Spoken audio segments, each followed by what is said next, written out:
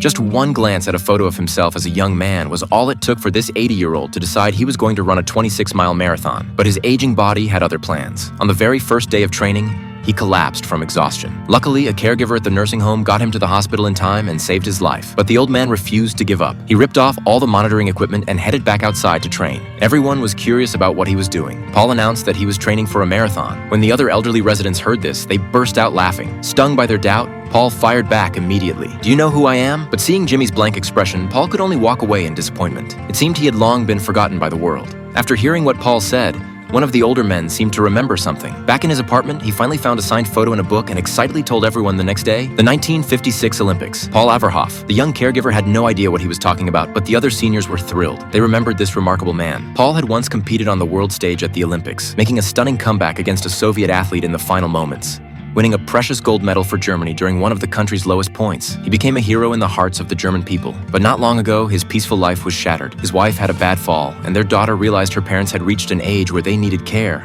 But she was too busy with work to look after them herself, so she had no choice but to send them to a nursing home. Even though Paul didn't want to leave the home they'd lived in for decades, he looked at his bedridden wife and reluctantly agreed. Hand in hand, they arrived at this unfamiliar place. The staff were nice enough, but there was no freedom here. Every day it was either singing practice or making childish crafts. This loss of freedom left Paul feeling suffocated. He couldn't take it anymore. He told his wife that this place was like a prison with no life in it. Everyone just seemed to be waiting around to die. He packed his bags, ready to leave, but Amy didn't want to go through more upheaval. She told Paul that maybe this was their final stop, and there was no point in fighting it. Paul didn't listen. He chose to leave on his own. But when he turned back and saw Amy, he realized he couldn't let go of over 60 years of love. So Paul returned to her side. That dark night, he sat alone on the edge of his bed, his heart filled with endless sorrow. Then he saw that photo of his younger self, and what happened at the beginning of our story unfolded. The day he was ready to continue training, Amy scolded him, saying he was acting like an amateur who didn't understand proper training. Faced with her criticism, Paul looked as hurt as a child. He begged his wife to help him. It turned out Amy had been his coach all those years ago. Looking into her husband's hopeful eyes,